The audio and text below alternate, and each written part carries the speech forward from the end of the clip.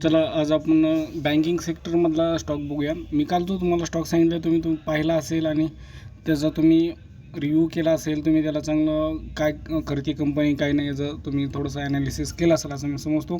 आणि तरी पण तुम्हाला मी आज बँकिंग सेक्टरमध्ये मी आत्तापर्यंत व्हिडिओमध्ये कधी बँकिंग सेक्टरचा व्हिडिओमध्ये मी आज दिलेला नाही आहे. परंतु तरी पण मी तुम्हाला आता बँकिंग सेक्टरमधला एक स्टॉक देणार आहे. कारण की आज काय माहिती का मित्रांनो, माहिती का बँक जी आहे ती आज 45,690 म्हणजे जवळपास 200-250 पॉईंट पडून पण आता 134ला क्लोज झालेली आहे.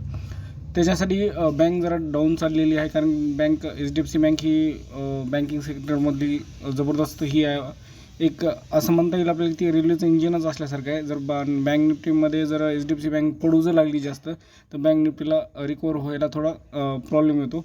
बाकीच्या बँक सेक्टर चांगलं असलं तर तेवढं पडणार नाही, पण त्यांना जर सपोर्ट नाही भेटला तर मग बँक निफ्टी खूप खाली जाते. मी आतापर्यंत कोणाला बँक निफ्टीचा जास्त करून स्टॉक सांगितला नाही, पण तरी पण एक स्टॉक मी तुम्हाला सांगणार आहे. आणि त्यातली एका मी माझ्या क्लायंटला मी दिलेली होती ती बँक त्यांना घेऊन.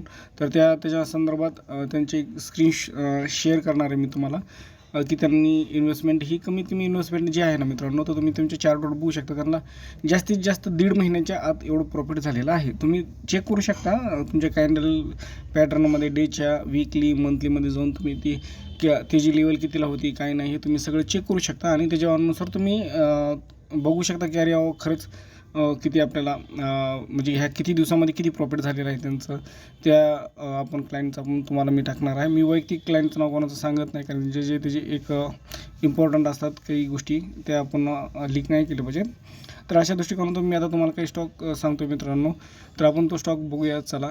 तर त्याआधी तुम्ही मित्रांनो प्लीज माझ्या व्हिडिओला सबस्क्राईबर करा, बेलचा आयकॉनला बटनला क्लिक करा की जेणेकरून तुम्हाला नोटिफिकेशन येत जातील. आणि माझे जे कोणी नवीन आहेत शिकणारे, जे काही स्टुडंट असतील, जे कोणी एम्प्लॉई असतील, बिझनेसमॅन असतील, त्यांना प्लीज शेअर करा. आणि माझ्यात बी काही जर काही चुका असतील, काही मला सांगताना प्रॉब्लेम होत असतील किंवा तुम्हाला माहीत होत नाही किंवा मला जे तुम्हाला सांगायचं आहे तुम्हाला आणि पण मी ते सांगू शकत नाही तुम्हाला जे पाहिजे ते, तर तुम्ही तसं कमेंट करा मित्रांनो. मग तशा पद्धतीने मला पण डेव्हलप करता येईल. पण मी जसं सध्या चालू आहे त्या पद्धतीने मी तुम्हाला सांगत आहे.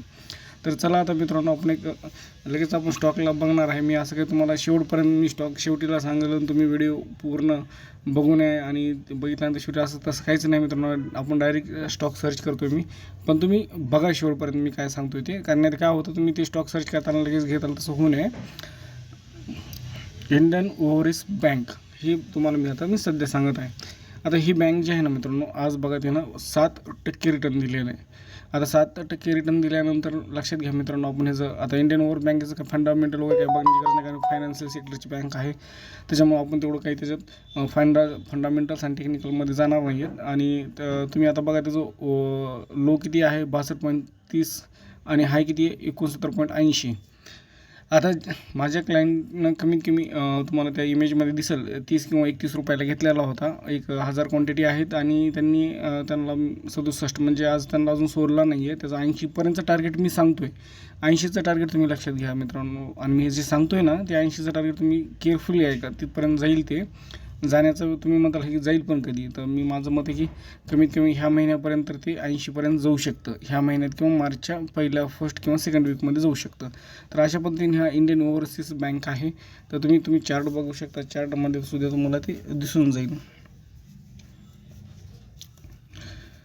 आता मी चार्ट ओपन करतो आहे. तुम्ही चार्ट ओपन केल्यानंतर पाहू शकता की इंडियन ओव्हरसीज बँकमध्ये आता थोडा चार्ट ओपन होतो मित्रांनो थोडा. हे बघा हे चार्ट तुम्हाला ओपन झाला आहे. हा मंथली चार्ट आहे जवळपास. तरी आज कुठपर्यंत जाऊन आला आहे ते तुम्ही तर पाहिलेलंच आहे, लो आणि ओपन. तर आता हा चार्ट आहे लाईफ टाईम हायचा. ह्याच्यावर बँक गेलेली आहे का नाही आपण पाहूया. हां, ह्याच्यावर बँक गेलेली आहे मंथली चार्टमध्ये आपण पाहतोय. जरा थोडासा अपडेट होतो आहे. मला वाटलं तर इथंच आहे की कदाचित, कारण मी पण जास्त ओपन करून नाही पाहिलेलं. पण आता आपण पाहूया चार्टवर. प्रत्यक्ष आपण पाहतोय चार्टमध्ये चार्टचा अपडेट होतो आहे. म्हणजे बँक कमी कमी 225पर्यंत गेलेली आहे. अबव्ह 25 म्हणजे 200च्या अबव्ह आहे ती. पण आत्ताचा जो निघालेली कॅन्डल आहे ती कमीत कमी 110 134 असं करू शकते. पण मी 180च्या जवळपास का सांगितलं मित्रांनो, कारण इथं एक सेलिंग झोन आहे थोडासा. तर इथून 90-85 किंवा 80 ते 90च्या दरम्यानमध्ये सेल होऊ शकतं ते, आणि तिथून ते थोडंसं प्रॉब्लेमॅटिक होऊ शकतं. पण तिथून जर निघाला तो स्टॉक तर बिंदास मित्रांनो 170-175ला जाऊ शकतो.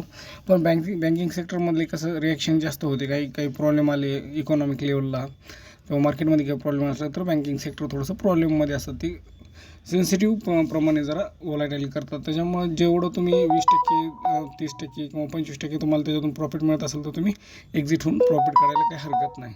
तर अशा पद्धतीनं मी तुम्हाला इंडियन ओव्हरसीज बँक आज मी सांगितलेले मित्रांनो, ते तुम्ही बघा आणि तुम्ही वॉचलिस्टला लावा. ज्यांना कोणाला घ्यायची असेल तर घेऊन ठेवा. उद्याच्या दिवसासाठी सुद्धा एक 10% रिटर्न काढून तुम्ही बाजूला व्हा. कंटिन्यू नका ठेवू बँकेला, कारण मी बँके स्टॉक मी कंटिन्युटीमध्ये कोणाला सांगत नाही ठेवायला. फक्त 20-30 पॉईंट आहेत ते आज मुद्दाम तुम्हाला इंडियन ओव्हरसीज बँक मी तुम्हाला सांगत आहे. तुम्ही फंडामेंटल बी बघा, त्याचं कॅन्डल तर दाखवलेलीच आहे मी. अशा पद्धतीनं मी तरी पण आपण फंडामेंटलमध्ये आपण जाऊन पाहूया, तर काही प्रॉब्लेम नाही आहे. काही त्याच्यामध्ये न्यूज बेसिकवरती कसं आहे काही नाही.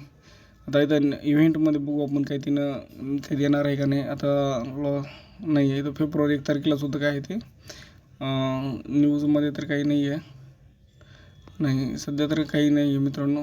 म्हणजे बँकेचा एवढं मी काही करत नाही, कारण की ते जास्त सेन्सिटिव्ह आणि वॉलॅटाईल असतात. कारण थोडा प्रॉब्लेम झाला तर बँकेवर आधीच इकॉनॉमिक लेवलला प्रॉब्लेम झाला तर बँकेवर प्रॉब्लेम होतो डायरेक्टलीच. त्याच्यामुळे हा स्टॉक मी तुम्हाला सांगत आहे. अशा पद्धतीने हा मित्रांनो तुम्ही स्टॉक घ्या, वॉचलिस्टला लावा. घ्यायचा असेल तर लगेच घ्या आणि 80च्या टार्गेटपर्यंत 80-85च्या टार्गेटला तुम्ही सेल करा. धन्यवाद मित्रांनो.